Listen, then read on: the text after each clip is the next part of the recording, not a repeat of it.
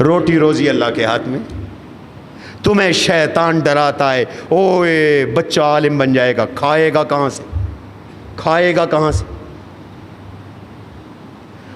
ایک طرف یہ کہتے ہیں کھائے گا کہاں سے، اور جب مولوی بن جاتا کہتے ہیں مولوی کھاتے بہت ہیں. کوئی ایک بات پہ تو ٹھہرو میاں، کسی ایک بات پہ تو ٹھہرو.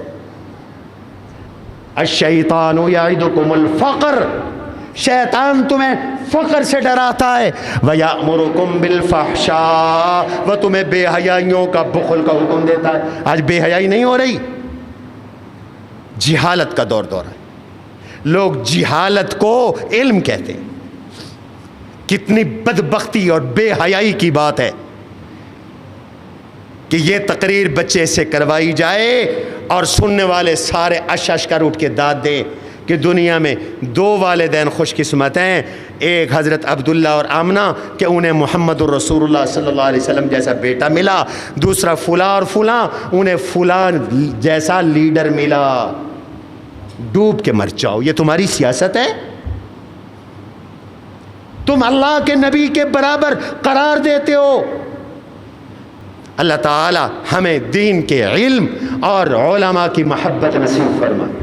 بھائی یہی دین کا علم ہے جس نے ہمیں بتایا نکاح کیا ہے، طلاق کیا ہے، تجارت کیا ہے، سود کیا ہے. یہی دین کا علم ہے جس نے ہمیں طہارت اور نجاست کا فرق بتایا. یہی دین کا علم ہے جس نے ہمیں جنابت اور طہارت کا فرق بتایا. یہی دین کا علم ہے جس نے ہمیں خباثت اور طیب کا، خبیث اور طیب کا فرق بتایا.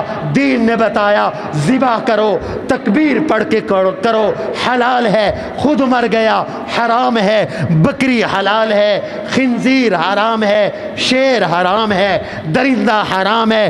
کون سا شکار حلال ہے، کون سا حرام ہے، یہ ہمیں دین کے علم نے بتایا. اس لیے دین کا علم ہماری ضرورت. کیوں بھائی؟ امام تمہاری ضرورت ہے کہ نہیں؟ تراویح میں قرآن سنانے کے لیے حافظ تمہاری ضرورت ہے کہ نہیں؟ تمہیں مسائل بتانے کے لیے مفتی کی ضرورت ہے کہ نہیں؟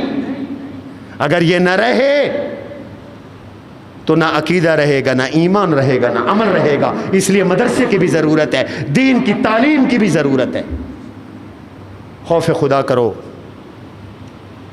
اس دین کو زندہ رکھو، اور اس کے لیے ضروری ہے کہ ہر خاندان کا کم از کم ایک بچہ، ایک بچی عالم ہو یا عالمہ ہو.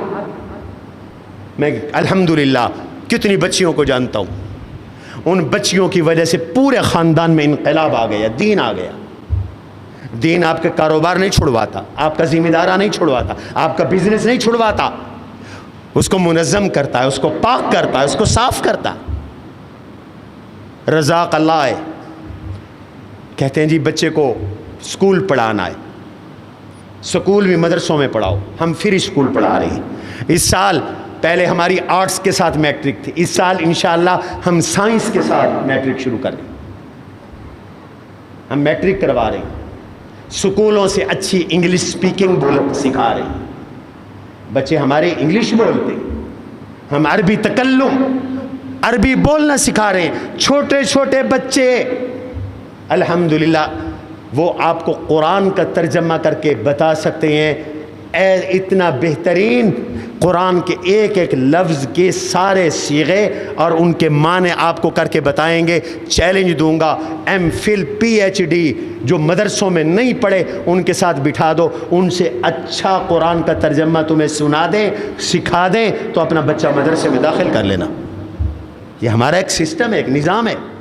اور عظمت فللأمجاد بانيها ومن يسعى إلى العليا بما فيها